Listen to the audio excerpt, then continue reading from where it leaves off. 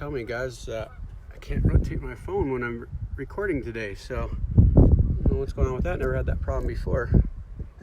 So we're gonna change that quickly and get our view a little bit different. So a little bit challenging today with technical issues, but we're getting this thing to work yet. So bear with me as some of you are starting to log on. Come at you from a very beautiful place here in Bend, Oregon. This is Smith Rock in the background here, and it's a really just a really beautiful place with lots of rock climbing. And our students actually come here from time to time to rock climb on their adventure expeditions. So, you know, when kids are in our program for a period of time, they'll actually come out here and experience what we call a peak experience at New Vision, where they get to you know, do an adventure experience and do some climbing. So having some camera issues today after many attempts to get it right. The signal dropped off, and just lots of challenges here. So I'm just trying to get settled here before we get started and letting some people log on. We got a lot of people registered today, so bear with me and we'll get this thing set up. Last time it was letting me actually run the video rotated, and this time it's not. So just a couple of challenges and we'll be up and running. But just want you guys to know that you know, I'm excited that we have such a strong following here. And somebody could just text me and let me know that the sound is working all right. We're having a couple challenges this round with the Wi-Fi and just the location I'm at here. So I try to take you guys to some beautiful places with me, and oh, it's probably my eagle friend right there going by. And you know, just making sure that the sound is working and the video is working. We want to make sure that all that's working well for you this time. So thank you. Thanks for giving me that feedback. So let's get running. Really try to keep this to about a 15-minute discussion. Try to bring you to some beautiful places. And you know, this is the beauty of some of our Bend places that we operated. You know, our kids, they oftentimes, as they begin to heal, get more ready to be able to kind of handle, you know, some challenges, you know, as they've healed more from their trauma and their stress responses. And so we might bring them to a place like this to do some rock climbing. So pretty cool. And it's a way of really solidifying their trusting relationship with our staff and our program. So today you know, the topic I put out there is the collapse response, and then I got a nice little story for you, a healing story of a kid who was, you know, we experienced collapse response in his brain spotting session. So I want to talk about that from kind of just first the science end, and then the second part of that, talking more about the aspects of collapse response when we're brain spotting, because I know there are many brain spotting people that are that jump on and pay attention to learn some of the stuff we've experienced here.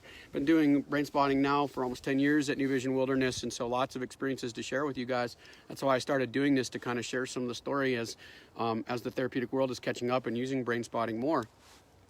Collapse response is one in a category of 5 of stress responses I teach about. So I've talked about it a little bit on here. I really encourage you to go back and like our Facebook page and go on and watch my previous recordings of this.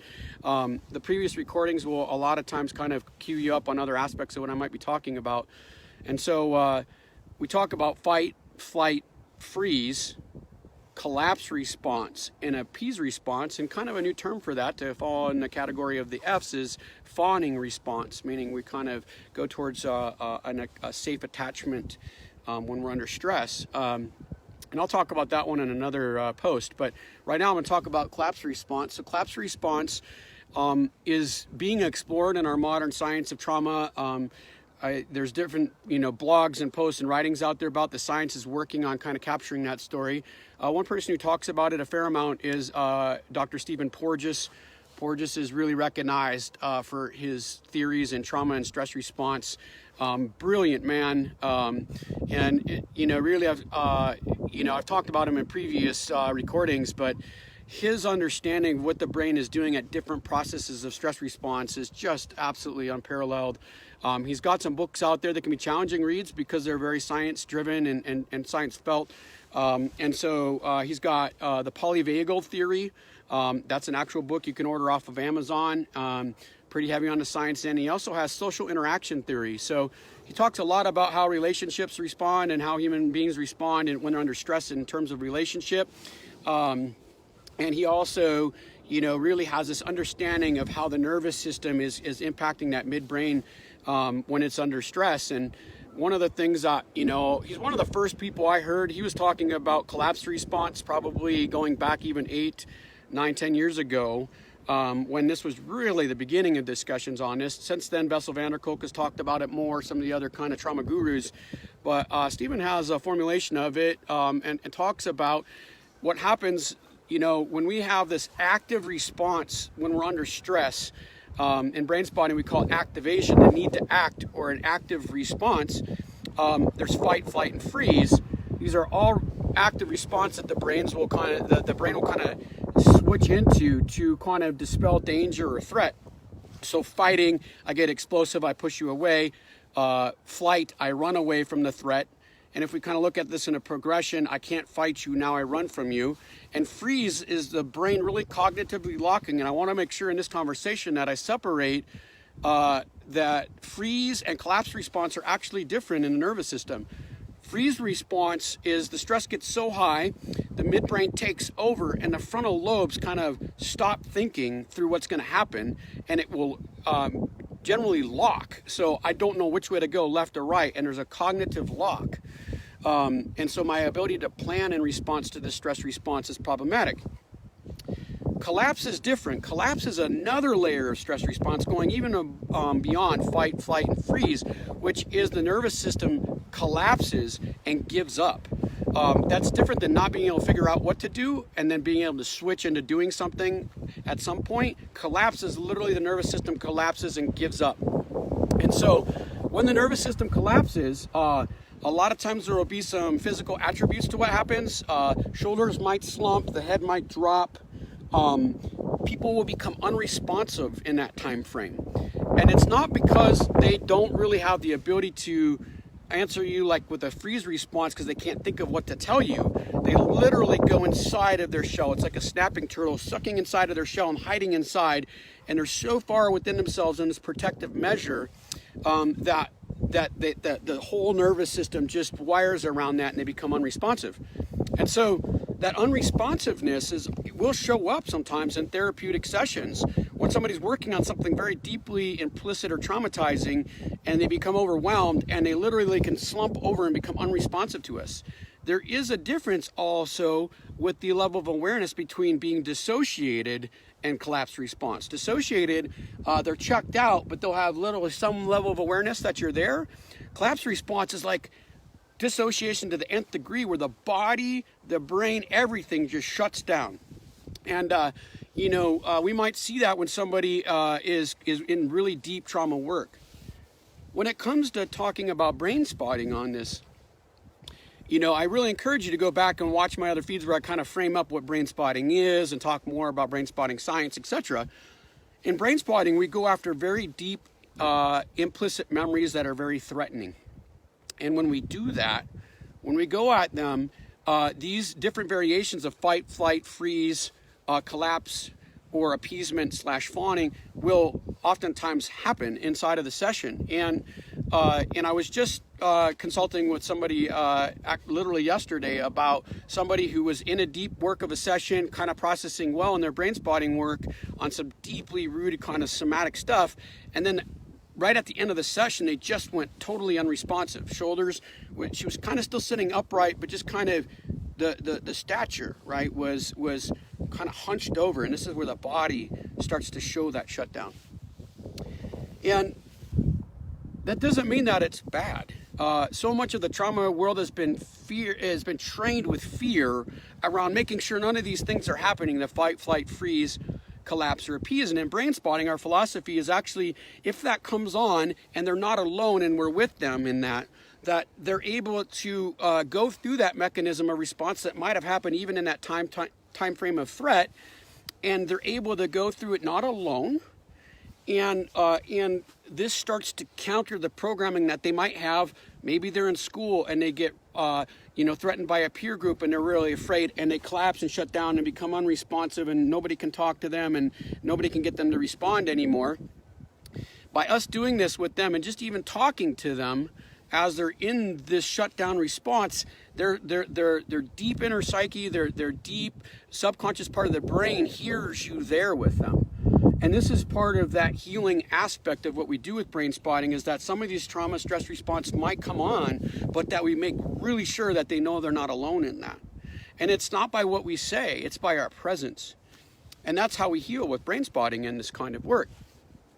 So this collapse response is something that is becoming more understood, and oftentimes very experienced trauma clinicians have literally witnessed it, and even other people here that aren't trauma clinicians are interacting with extremely traumatized people will see somebody literally shut down and become unresponsive, and oftentimes this could be what the source of it is.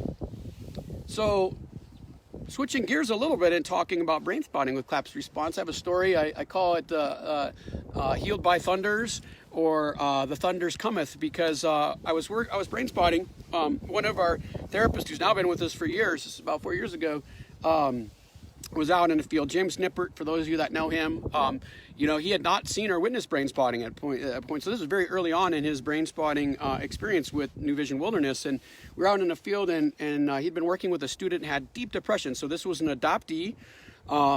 And he was having a lot of struggle in his home life. He would shut down, become unresponsive to his parents, not talk with them. In our program, sometimes when the stress got high, he would just shut down and collapse and kind of shoulder slunched over, refuse to engage with staff, be unresponsive. And his primary manifestation coming into New Vision Wilderness was labeled as depression. And one thing I want to point out about collapse response is that if we look at that in heart rate variation testing, and we put depression right next to it, they will look very similar. In collapse, you see it drop, but depression, you'll see this kind of really low rate of variation, which means that the nervous system is becoming very unresponsive. Extreme depression shows up the same way in that. So a lot of us are starting to talk about depression being a manifestation of a traumatic stress response that might fall into that collapse mode. And this young man's depression was pretty extreme, and he had been medicated and worked on with this extensively. And so when we started the brain spotting, we actually started focusing on his depression and not feeling like he had a place in the world. And it started there, and as we got deeper and deeper into the work, and the manifestation got deeper and deeper nonverbal, and he became less responsive. At one point, he collapsed kind of over. So I had the pointer up, and he was staring at the brain spotting pointer, and he was kind of starting to talk about not feeling like he had his place in the world, not feeling like he was valuable in the world. And one of the key messages for this young man was his value. Having valuable contribution or feeling value when he was even doing good things, he couldn't feel it. This is what shame will do and depression will do to people, is they can't feel good things. So he couldn't, he was talking about feeling invaluable, and got deeper and deeper into that process. The further he dropped into this not feeling valuable, the more he slunched over and eventually became very unresponsive. And in brain spotting, we really allow that process to unfold. We don't try to stop them. We don't shake them. We don't grab them and say, hey, we're here with you. I just let him know repetitively, I'm here with you. Just keep on going. And he goes into this collapse response. So he's hunched over, and around that time that this began, I started hearing thunder in the far background. So we're sitting in this session, he's kind of collapsed over, and we start hearing some pretty intense thunder in the background a ways away, and it kept getting closer and closer. And I'm holding the pointer like this for him, and I look over at James with this kind of fear of like, wow, here comes a thunderstorm, literally in the middle of the kid's deepest work, the most access that he'd ever had to his feeling invaluable, feeling useless. And so as he falls into this, the thunderstorm starts coming in, and I'm waiting for raindrops to start, and all of a sudden, right next to me, a big white piece of hail falls. And I'm like, oh boy, we're in for it now. And I look over at James, and he's looking at me, and here comes another piece of hail. Here comes another piece of hail. The thunder is getting louder and louder and louder, so we can't even really hear anything he's hardly saying in the session anymore at this point. He's collapsed over, not saying a lot anyways, and he gets very quiet. And we're sitting there, and just the amount of hail that came down was unbelievable. I'm holding the pointer with two hands. I don't have a hat on, and I don't have a lot of protection from the hail. It's hitting me on top of the head, and it's getting bigger. It's getting to about pinky size hail, and it's coming down on us. And as it's just hammering on me and the student, I look over at James, and this look in James's eyes, he's got this look of like, what are we going to do? He's got his therapeutic notebook over his head like this as the hail is just pelting down on us. It's just hammering on us. And as I'm looking at this student, he's literally not saying anything, not even acknowledging it there. This is how powerful that collapse response is in stress response. He's hunched over and we have hail just hammering on it. And once in a while, I'd go like this with my arm to kind of cover my head, and I'd hold it with one hand, and then I would hold on to it when I thought he was going to look at the pointer, because I'm literally holding this space for him as I'm holding this pointer for him. And the hail was just coming down. And I didn't want to stop. I didn't want to stop until the student told me that he wanted to stop. It's one of our philosophies in brain spotting is the client will let us know when they're done, when they're too afraid, when they need to stop, that we trust them and their nervous system, and that they'll let us know when it needs to be done. And we're sitting there, and he's collapsed over.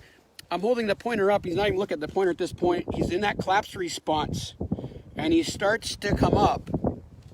And he looks back at that pointer coming out of that collapse response. He was probably in it for a solid 15, 20 minutes in that session. And he looks at it, and all of a sudden he feels that hail hit him.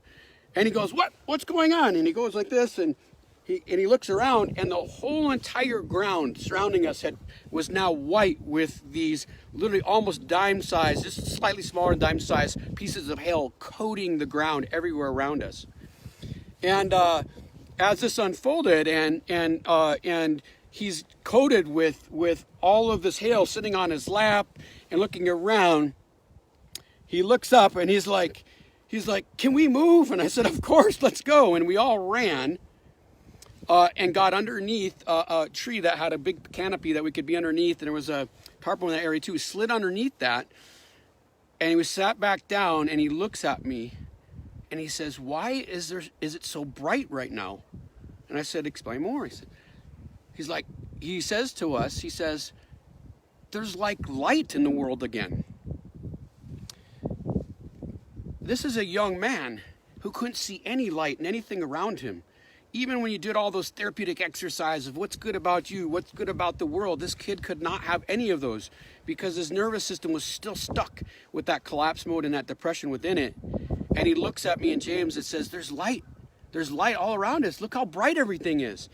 And I can tell you that right after that, all those thunders moved out and everything got bright again. And the light shone down, and literally the world became bright again. And he described that over and over again in his group therapy sessions after that, as he went on in his life, day in and day out. In our expedition, he was talking about feeling lighter, seeing brighter in the world around him, feeling brighter about his family. He even got into feeling brighter and lighter about his adoption and the relinquishment trauma that he had from that. And this collapse response was actually what he needed to go down into and be with, but not be alone. And he would also tell you that he really had a sense of my presence with him in that. He was not in it alone. And that's how we really counter any form of re-traumatization, is making sure that they know that that space is being held for them. I'm holding that pointer for him as he goes deep down into that. And I'm here with you the entire way. And so that's the story of Healed by Thunders.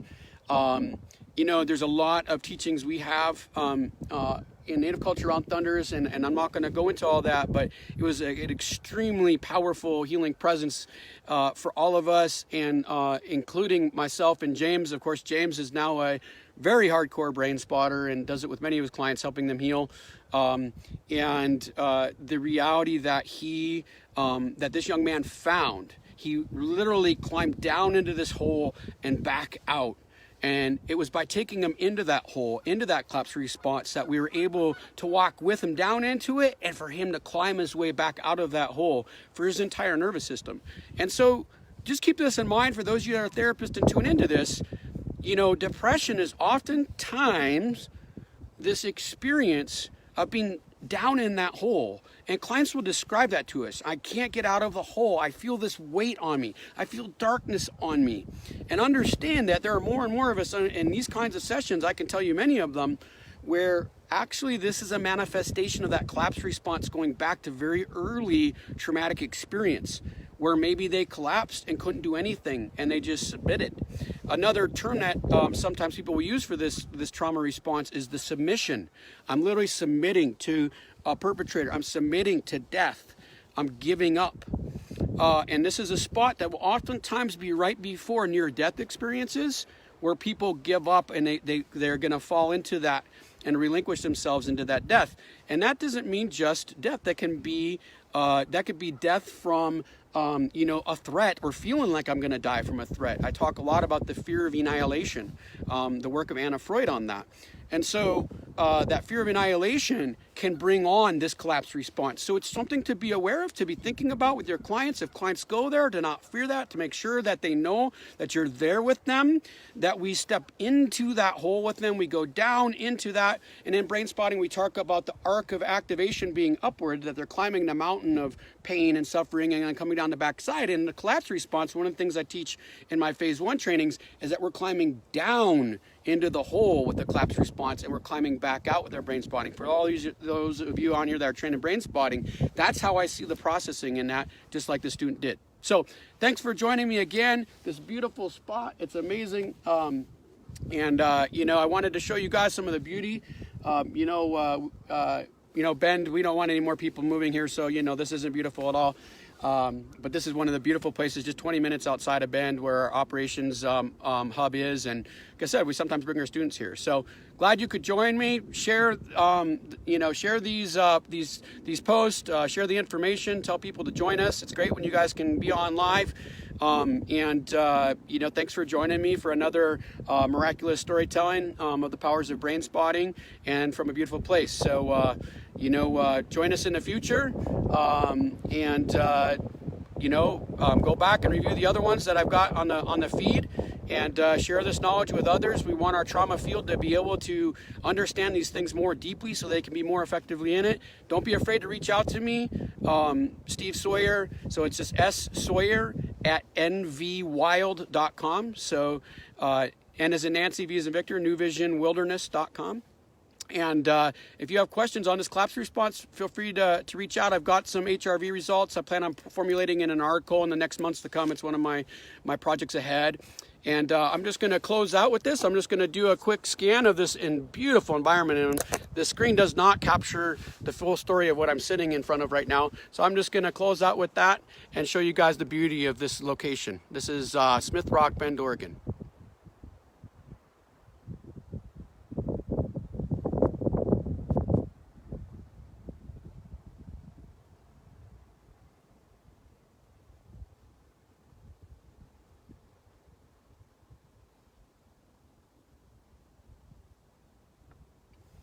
All right, you all. Thanks for joining me. Till next time.